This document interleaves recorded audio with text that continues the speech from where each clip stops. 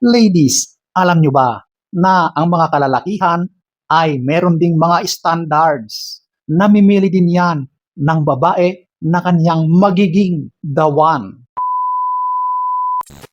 Hello guys! So, ang topic natin for today, eto, mga test ng lalaki sa babae na kanyang prospect at maaari niyang pipiliin para maging katuwang sa buhay.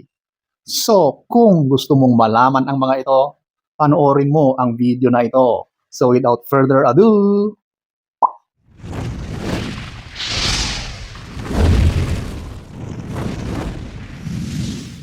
so eto, ating aalamin ang mga pagsubok na gagawin ng lalaki sa iyo bago niya mapagdidesisyonan kung ikaw na nga ba ang kanyang magiging the one.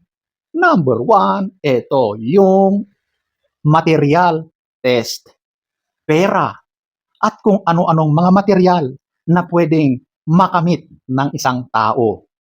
Ang gagawin niya sa una, syempre nililigawan ka niyan, nagpapakitang gilas siya sa iyo. Kung meron siyang kakayahan, maari siyang magiging maluwag, magiging galante sa iyo, magpapakitang gilas sa iyo sa mga bagay-bagay na alam niyang magpapa-impress sa iyo. Yan yung mga siguro magre-regalo sa iyo, ititreat ka sa mga magagarang kainan or ipapasyal ka niya sa mga lugar na talagang magaganda at magiging memorable sa inyong dalawa.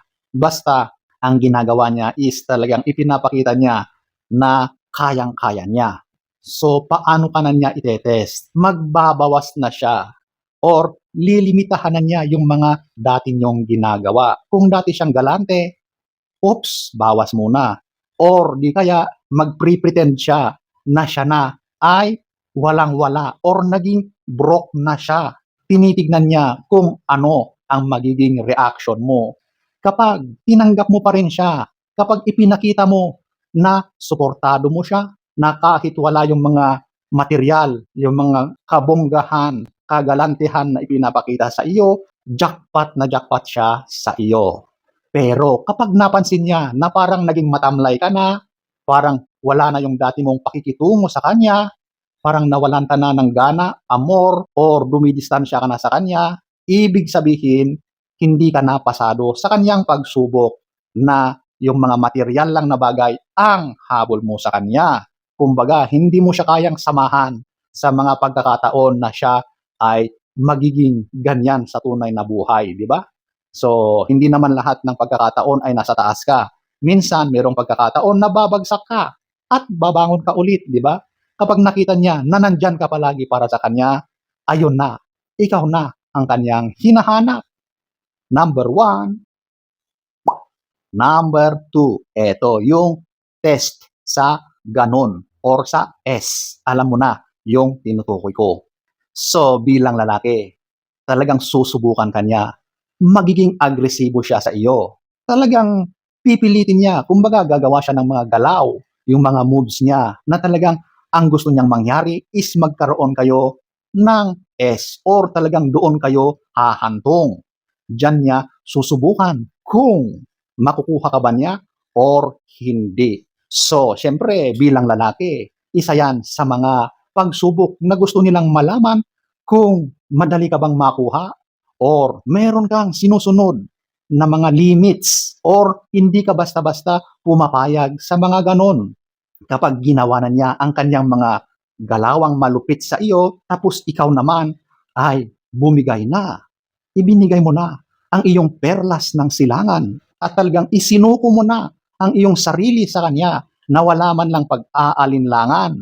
Yun pala ay sinusubukan ka lang niya kung talagang ikaw ba ay marupok, madaling makuha. Kapag nakuha ka na niya agad-agad, nagtagumpay siya. Pero merong pagkadismaya kasi doon pa lang sa unang pagsubok niya ay bumigay ka na.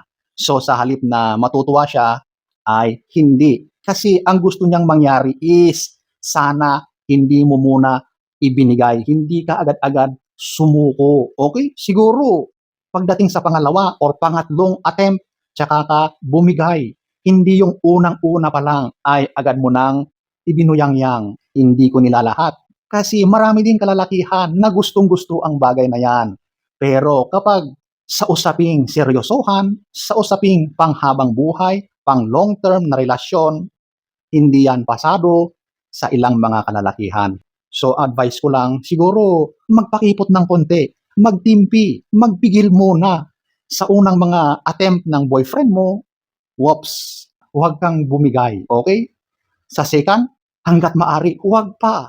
Sa pangatlo, sige, pwede na siguro. At least, nakita ng lalaki na hindi ka ganon kadaling makuha. At isa yan sa mga mas na-appreciate, mas nagugustuhan ng lalaki sa babae. Totoo yan. Kapag nakita niya na talagang naghihirap siya, talagang pinapahirapan mo siya, mas lalo yang nagpupursigi para i-achieve ka, para makuha ka. Ganon ang mga kalalakihan.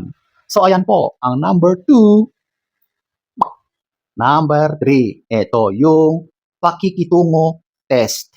So ito na yung bilang kayo ay mag-jowa, girlfriend, boyfriend, aayain kanya sa side niya or doon sa kanyang inner circle, maaring sa mga kaibigan niya or sa mismong family niya, sa mga magulang niya, kapatid niya, kamag-anak niya, dadalhin ka doon.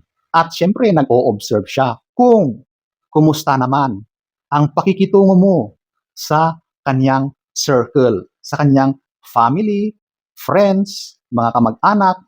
Nag-o-observe lang siya, nagmamasid kung paano mo sila pakikitunguhan. Kasi mahalaga yan eh. Kapag naging mag-asawa na kayo at yung pakikitungo mo sa mga in-laws mo o sa mga magulang niya, sa mga kapatid niya ay hindi maganda, parang napakahirap, di ba? Hindi ko sinasabi na dapat may pangingialam ng mga side mo, ng magulang mo, ng mga kapatid mo. Hindi po ganoon. Pero dapat ay meron kayong respetuhan. Kahit papaano ay okay yung pakikitungo mo sa mga side niya, di ba? Minsan may mga pagkakataon na talagang sa umpisa pa lang ay ilang at hindi nagkakasundo yung mga ganyan sa side ng bawat isa doon mismo sa girlfriend mo or sa boyfriend mo, di ba? Kaya gustong makita ng lalaki kung paano ka makikitungo sa side niya. Kaya mo bang makibagay? Kaya mo bang tanggapin or kahit man lang sumabay sa side niya, di ba? So, kapag nakita niya na okay naman, pasado ka sa kanya. Pero kapag nakita niya na medyo hindi maganda yung pakikitungo mo or parang hindi maganda ang mga nangyari, eh mag-iisip siya kung itutuloy ba niya or hindi na. Number 3, number 4, ito yung biro strategy. Ito yung madalas ginagawa ng mga kalalakihan at ng mga kababaihan din na dinadaan sa biro. Pero yung mga biro na yan, may halong katotohanan. Ito yung mga biro na gusto nilang makita kung paano mo tatanggapin, kung paano mo sasagutin yung mga sinasabi niya sa iyo. Okay? Example na lang, lalaki siya. So, ipinapakita niya na agresibo siya. Aayain ka sa isang pribadong lugar. So, titignan niya kung papayag ka o kung magagalit ka, kung sasampalin mo siya. Ayan yung gusto niyang makita, yung reaction mo. O, di ba? Kapag pumayag ka, naku, hindi yun ang gusto niyang makita. Di ba? Gusto niya na makita na hindi ka agad-agad pumapayag, na maaring magagalit ka sa kanya. Baka masampal mo pa siya, di ba? Kasi nga, parang bastos ang dating sa iyo. Yun ang gusto niyang makita. At kapag nagalit ka, ayan na. Sasabihin niya, ikaw naman, binibiro lang kita. Joke lang yun. Di ba? Yan yung mga banat. Pero, pagsubok yan. Tinetesting ka lang niya. Ika nga ay testing the waters. Di ba?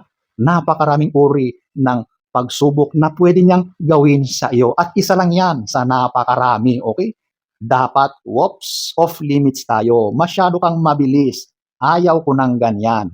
Ganyan dapat ang unang reaction mo. Sa mga ganyang ginagawa mo, mas natutuwa ang lalaki. At talaga namang yan ang gusto niyang makita sa iyo. Ayaw niya na ikaw agad-agad ay bumibigay. So, dapat dyan, meron ka talagang standards. Meron kang sinusunod na limits.